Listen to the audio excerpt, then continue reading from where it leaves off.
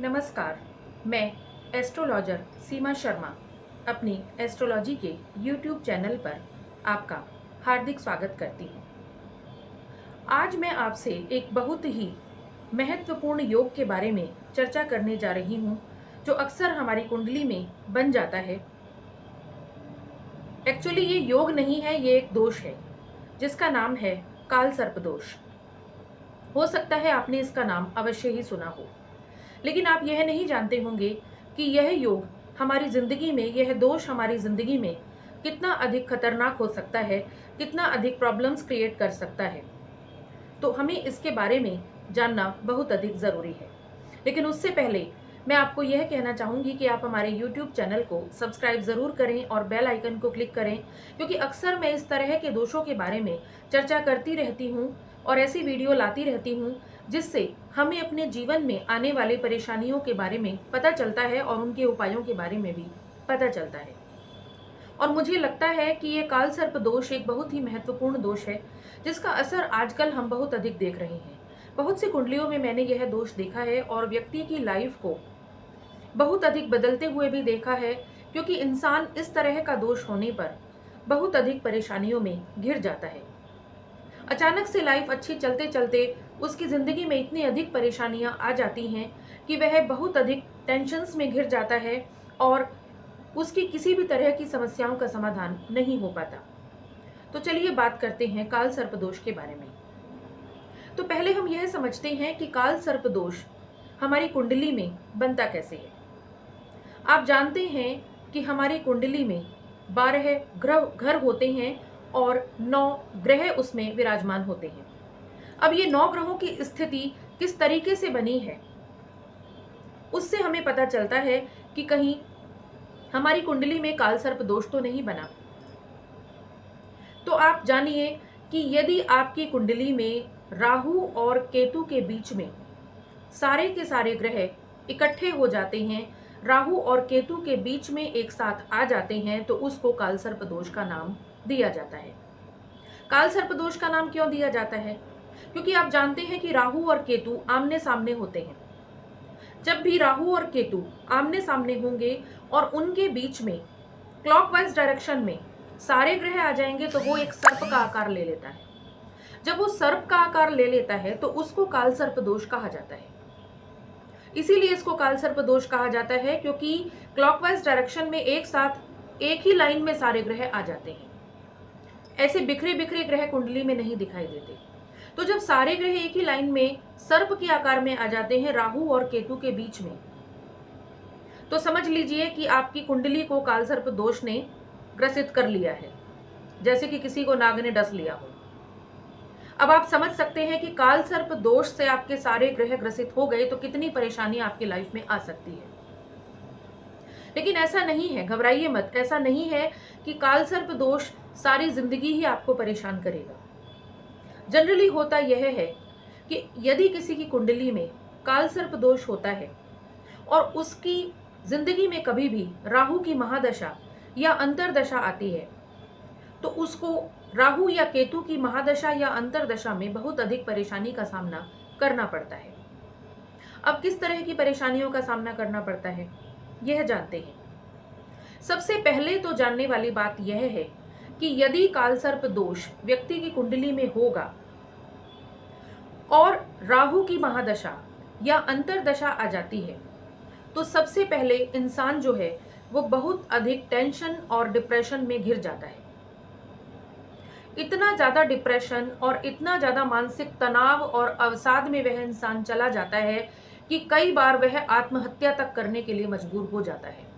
इस तरह की परिस्थितियां, इस तरह की कुंडलियों में मैंने परिस्थितियां देखी हैं।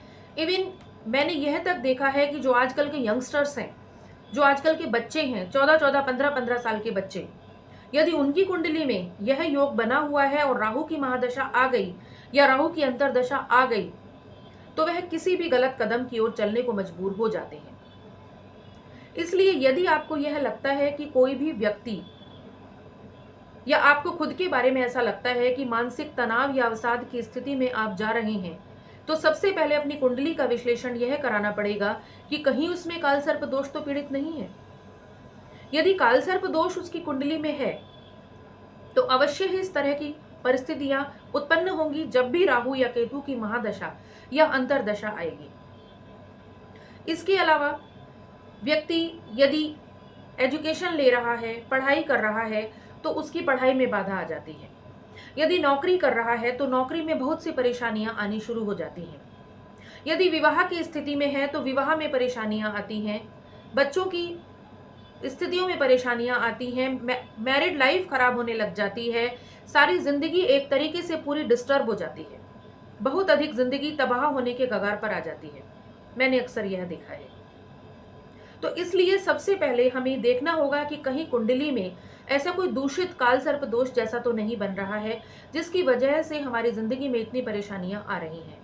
होता यह है कि कुंडली में अच्छे योग बने होते हैं, लेकिन मान लीजिए काल सर्प दोष बना है और राहु की महादशा आ गई या अंतरदशा आ गई, तो वो इतना अधिक परेशान कर देगी, इतना अधिक आपको टेंशन में ला देगी, इतना अधिक आपको डिप्रेशन में ला देगी कि आप कुछ अच्छा अपने बारे में सोच ही नहीं पाएंगे, कुछ अच्छा कर ही नहीं पाएंगे। और हो सकता है कि आप किसी ऐसे गलत कदम की ओर चल जाएं कि कभी अपने जीवन को समाप्त करने के बारे में ना सोचें। मैंने छोटे छोटे बच्चे देखे हैं जिनके अंदर इस तरह की भावनाएं आ जाती हैं, डिप्रेशन में आ जाते हैं। कभी कभी इंसान स्वयं को एक कमरे में बंद कर लेता है, किसी से बातचीत नहीं करता। मेरे पास कुंडलियां आती हैं ऐसी, बातचीत करना बंद कर देता है, अनसोशल हो जाता है, सामाजिक नहीं रहता, किसी से बात करना पसंद नहीं करता। तो इस तरह की परिस्थितियां अगर आती हैं तो सबसे पहले आपको अपनी कुंडली में काल सर्प दोष का अध्ययन अवश्य कराना चाहिए। तो आप समझ ही गए होंगे कि काल सर्प दोष हमारे जीवन में कितना अधिक खतरनाक हो सकता है। तो काल सर्प दोष तो हमने समझ लिया। अब इसके लिए हमें क्या करना होगा? मैंने देखा है कि जब लोग डिप्रेशन में आते हैं तो अक्सर वो क्या करते हैं कि साइकोलॉजिस्ट के पास जाना शुरू कर देते हैं। मैंने यंगस्टर्स देखे हैं जिनको इतना अधिक डिप्रेशन हो गया कि वो साइकोलॉजिस्ट के पास जाना शुरू कर देंगे। एक एक दो दो साल वहाँ पर जाते रहते हैं, ट्रीटमेंट कराते रहते हैं और उनको कोई फायदा नहीं होता।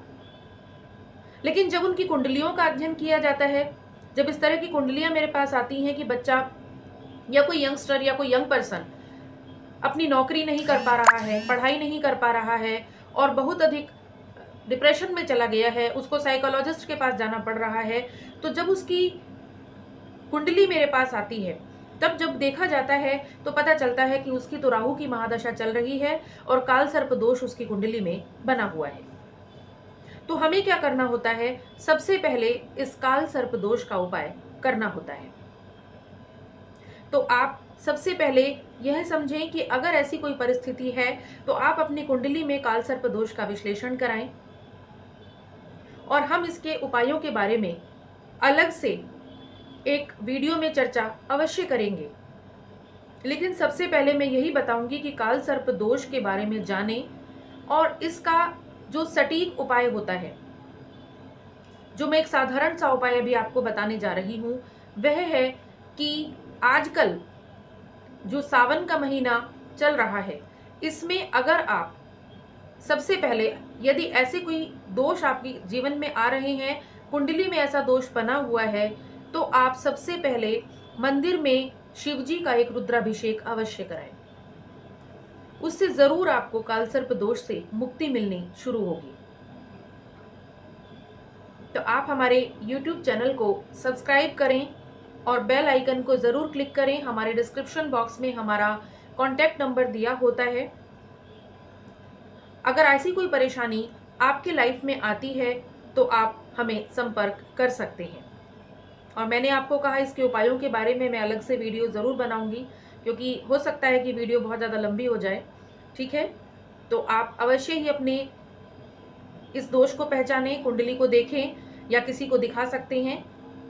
और अगर आप हमसे कांटेक्ट करेंगे तो अवश्य ही आपको उपाय ज़रूर बताए जाएंगे। धन्यवाद।